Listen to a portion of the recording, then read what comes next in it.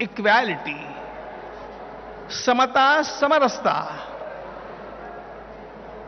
हमारी भारत भूमि, हमारी भारतीय संस्कृति, हमारा भारतीय राष्ट्र हर बारे में संपन्न है। हम संसार के किसी भी देश से गरीब नहीं हैं, हम संपन्न लोग हैं, ध्यान रखना।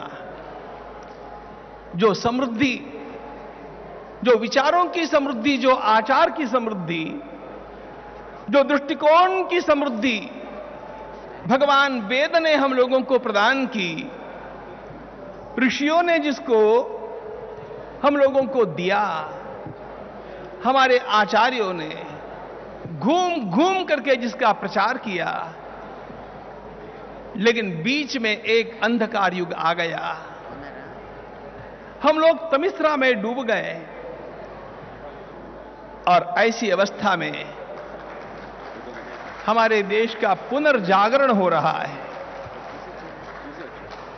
और इस पुनर्जागरण की अत्यंत विलक्षण मंगल बेला में भगवान रामानुजाचार्य महाराज का दिव्य विग्रह, सुवर्णमय विग्रह केवल स्थापित नहीं हो रहा है मित्रों, वास्तव में भारत का सुवर्ण युग पुनः आरंभ हो रहा है। पूज्य स्वामी जी महाराज के चरणों में मैं वंदन करता हूं कि स्वर्ण युग का आरंभ उन्होंने किया।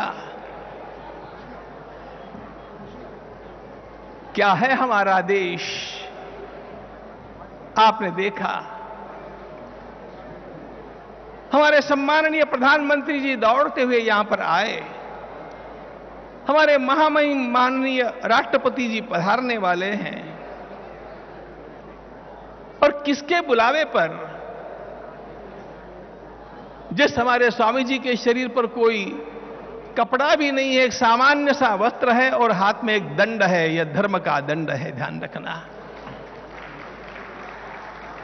पृथ्वी समुद्र पर्यंताया एकराट, संपूर्ण भूमंडल के सम्राट भी हमारे आचार्यों के समक्ष, हमारे ऋषियों के समक्ष नतमस्तक होते थे।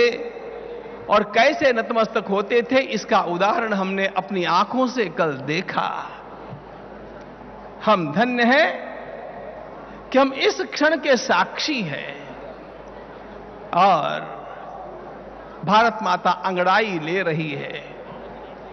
निश्चित रूप से ली जाने वाली यह अंगड़ाई हमारे देश के उत्थान का सूत्रपात बनेगी।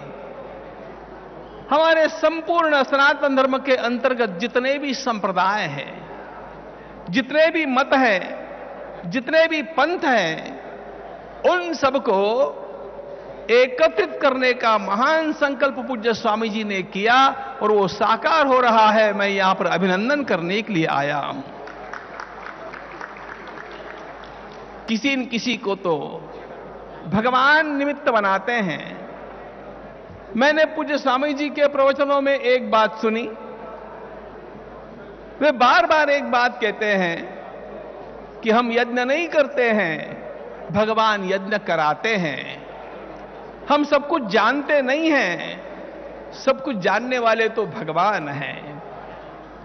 उसी प्रकार वे यही कहेंगे कि यह तो भगवान की कृपा से हो रहा है, लेकिन भगवान ने भी कृपा करने के लिए पूज्य स्वामी जी को चुना है। यह अत्यंत महनीय बात है।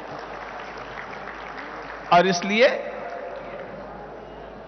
अत्यंत आह्लादित अंतःकरण से इस अत्यंत विशाल, अत्यंत विस्तृत और वेद की परंपरा की रक्षा करते हुए रेखा मातम विक्षुण्णा आमनोर वर्तमन परम, ऐसा जो वर्णन महाकवि कालिदास ने किया, हमारे वेदों ने जो परिपाटी डाल दी, हमारे वेदों ने जो आचार संहिता सिखा दी, उसका जरा सा भी उल्लंघन किए बिना स्वयं सभी को अपने साथ में लेकर के भारत माता की इस अनोखी सेवा में चले हुए पूज्य स्वामी जी महाराज के अनुगामी होकर के हम सब लोग इसमें सहभागी हो रहे हैं।